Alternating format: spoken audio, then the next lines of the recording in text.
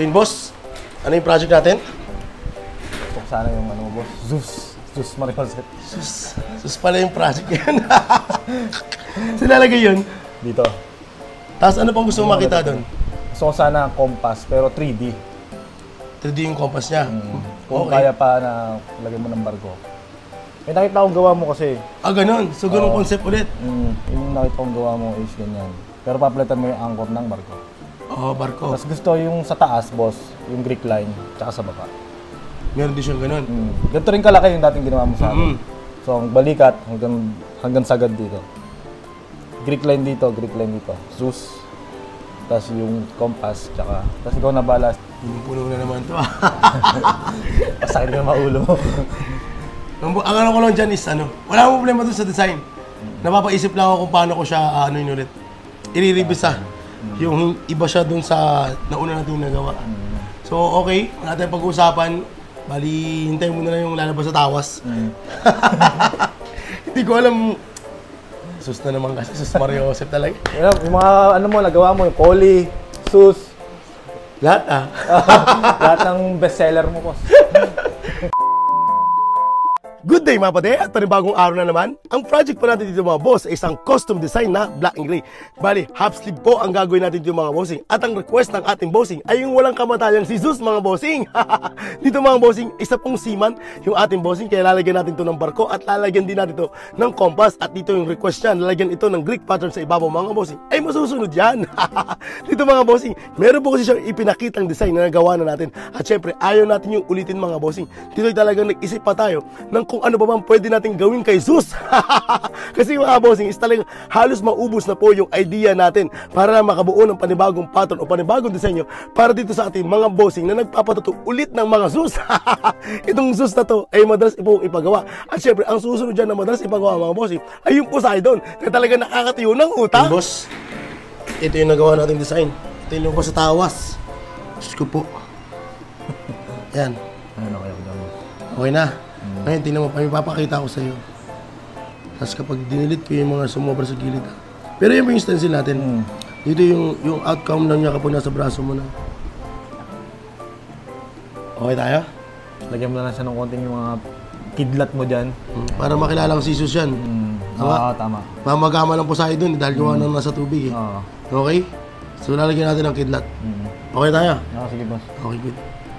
At ayun, pasado naman po yung nagawa natin design mga bossing. At dito talagang titig na titig po talaga yung ating bossing dito sa kanyang ipinakitang design na kahit siya mismo mga bossing ay talagang hindi po papayag na maging kamukha po ito ng pattern na pinakita niya. Kaya talagang dito mga bossing is talagang nagsanib po yung utak namin dalawa para lamang po makabuo ng panibagong pyesa. At dito mga bossing, dahil nga po sa laki ng braso ng ating bossing ay gumamit na naman tayo ng 2 pirasong stencil para makabuo ng malaking stencil. Grabe, sa laki ng katawan ng ating bossing at sa laki ng paglalagyan natin mga bossing ay talagang aabutin tayo ng siyam-siyam. Dito mga bossing, estimate ko talaga rito ay aabutin tayo ng 10 oras or higit pa. Pero depende na lamang po talaga mga bossing kapag ang bossing natin ay hindi masyadong malikot at ini-enjoy nyo lang po yung session na ginagawa natin mga bossing ay posible pong mas mapaaga pa. So yun mga boss, ito yung project natin ngayong araw. So meron tayo ditong half sleeve na custom design. So kita nyo naman mga bossing, si Zeus na naman po ang ipapagawa nila. Hindi na matapos-tapos to si Zeus eh. Grabe. Nagbabalik pala yung ating bossing mga boss. So si bossing ay from? Siman. Ha? Bulacan. Bulacan. Ayan. So dinayo tayo ng ating bossing. Kapitbahay natin dito sa Novaliches. So muli mga bossing, ito yung project natin. Meron tayong half sleeve na black and gray. Bali custom design po yung ginawa natin. Meron tayong galleon dito. Meron compass. Meron tayong Zeus Mariosep. So siya rin po yung kaibigan natin na tinutukan natin last time mga bossing. So ito na po yung kanyang fully healed na Polynesian mga bossing. Akala ko ba dudugtungan niya no? Ang ganda sana niya hindi full sleeve eh. Pero next time ito pagbalik niya. So muli mga bossing, ang project natin, meron tayong half sleeve black and gray. Game! At ayun na nga, game na tayo. So bago tayo magpatuloy mga bossing, ay dumako muna tayo rito sa ating tanungan portion. Dito ay may tanong po yung ating kaibigan na si Christian Paul Mejia. Tanong lang po, bawal po ba sobrang pagpawisan ang bagong tattoo? At bawal din po ba mag-workout kapag nagpapagaling ng bagong tattoo? So ito mga bossing, para po ito sa mga kaibigan natin na nagpatato. Halimbawa na lamang po dito sa tanong ng ating bossing na bawal po ba sobrang pagpawisan? Dito mga bossing, hindi naman talaga siya totally bawal. Gawa nga naman tayong mga tao mga bossing, talaga pong pinagpapawisan. So dito mga bossing, hindi ko siya matatawag na bawal. Pero mga bossing, paalala lamang po na kung sakasakali po talagang kailangan yung pagpawisan, kung sakasakali meron kayong bago na ito mga bossing, ay maaari lamang po na ito ay banlawan nyo kaagad after yung pawisan. Dahil alam naman po natin mga bossing na itong pawis mga bossing ay dumito na ilalabas po ng ating katawan. Ngayon mga bossing, kung sakasakali meron kayong bagong tattoo at meron po kayong trabaho na talagang pinagpapawisan kayo mga bossing, ang suggest ko dito is kailangan nyo po itong banlawan or hugasan after nyo pong pagpawisan mga bossing. Nang sa ganun po ay hindi po magkaroon ng problema ang inyong mga bagong tattoo, lalong-lalo na mga bossing doon sa stage na after nyong tatuan mga bossing ng ilang araw. So sa part na yun mga bossing ay talaga pong lalambot po ang inyong mga langit, tapos bukod doon mga bossing ay doon po pwedeng pumasok yung mga dumi na nanggaling sa pawis natin. Kaya ang payo ko rito mga bossing, kung kayo ay may bagong tattoo at kung kaya naman po na hindi kayo pagpawisan, ay mas okay po yun. At para naman po dun sa pangalawang katanungan ng ating bossing na kung bawal daw mag-workout kapag meron kang bagong tattoo, ay opo mga bossing. Bawal na bawal po muna kayong mag-exercise kapag meron po kayong bagong tattoo at nandun po kayo sa stage na nagpapagaling o papunta na po sa pagbabalat ang inyong mga bagong tattoo. Kasi mga bossing, ang dahilan natin dyan, kapag pineflex natin yung ating mga muscle mga bossing, ay napupunit po yung bagong tattoo natin. Kasi nga po, nandun siya sa stage na medyo para siyang matigas mga bossing, at doon ibig sabihin nun ay nagpapagaling na po siya mga bossing.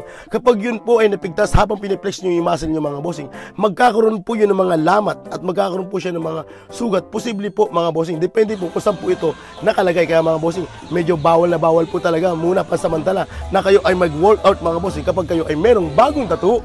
Kangalay din, Oo. Kaubos din ng lakas. Ano pa sa'yo? Nakangaling ginagawa mo.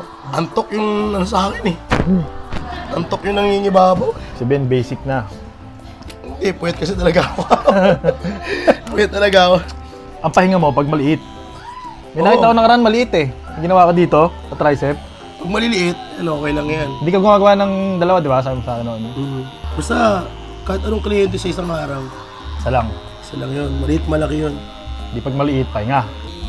Diba dati kasi mayroong puwet 1. Kahit na paano, nanilas isa din yung Sakit. Malilibang. Malilibang ako. Pag alam kong parang nakita ko, sila nangihina na talaga. Yan, ianok sa kwento. Basta lagi ko lang sinasabi kapag nakakaramdam na ng sakit, inhale, exhale lang. Yan, mararamdaman ko agad na yan kapag pinapapatay na nila yung aircon. Nilalamig na. Nilalamig na, ibig sabihin yan, yan. Drain na yan. Minsan, mas masakit na yung lamig kaysa dun sa tattoo. Kasi di niya alam kung anong ipigilan niya, yung lamig or yung tattoo. Pero ipipigil ka kasi sa tattoo, doon posibleng yung mga nagpa-pass out dun Okay. Ano ipipigil ka ng sakit. Kaya yung nasasaktan ka, inhale-exhale lang. Kasi once na in-entertain mo na yung sakit, di ba parang masakit na, tapos iniisip mo lagi yung sakit. Masakit pa. Dire-diretso pa yun. Dire-diretso na yun. Yes mga bossing, tama po kayo dun sa mga Yes mga bossing, tama po kayo dun sa mga narinig nyo mga bossing na talagang nalalaman natin kapag nadidrain na po yung ating mga kliyente kapag sila ay nagpapatato. Dito mga bossing, kapag una kasi mga bossing is medyo mainit po yung nararamdaman nila. So andyan yung part na pinagpapawisan sila. Ngayon naman po, kapag nandun na kami sa kalagitnaan o malapit na kami matapos mga bossing, andun na yung request nila na patayin na o pahinaan na yung aircon mga bossing.